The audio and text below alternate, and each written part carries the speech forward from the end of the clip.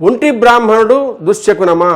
జ్ఞానము కలిగినటువంటి వాడు ఒక్కడే వెళ్ళిపోతున్నాడు అనుకోండి, అది దేశానికి అపశకనం. ఒక్కడూ వెళ్ళకూడదు. ఎందుకో తెలుసా అండి? ఆయన ఒక్కడూ నడిచి వెళ్ళిపోతూ ఉంటే చుట్టూ నలుగురు ఉండాలి. ఎందుకు ఉండాలి అంటే, ఇంతటి మహానుభావుడు నడిచి ఒక్కడూ వెళుతున్నాడు కాబట్టి ఇప్పుడు ఆయన్ని ఏదైనా ప్రశ్న వేస్తే మంచి మాటలు చెప్తాడు, మంచి మాటలు చెప్తూ నడుస్తాడు.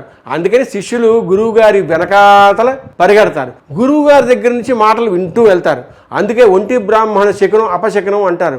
అంటే ఒక్కడూ రావడం ఆయన తప్పు కాదు, ఆయన ఒక్కడూ నడుస్తున్నాడు వెంట రాకపోవడం సమాజం తప్పు. ఆయనని అనుగమించాలి. ఆయనని అనుగమించి అయ్యా మాకు ఈ విషయం చెప్పండి అని అడిగేవాడు ఉండాలి.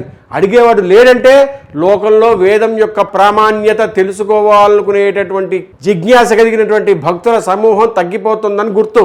ఇది ఆర్ష ధర్మానికి ప్రమాదహేతువు కదూ. ఇక భక్తి యందు అనురక్తి ఎలా కలుగుతుంది? కాబట్టి ఒంటి బ్రాహ్మణుడు దుశ్శకునము, ఇది రహస్యం. అందరూ జై శ్రీరామన్ కమెంట్ పెట్టండి. పెళ్లి సంబంధాల కోసం మా టెలిగ్రామ్ ఛానల్ మ్యాట్రిమోనీ ఇండియాలో జాయిన్ అవ్వండి.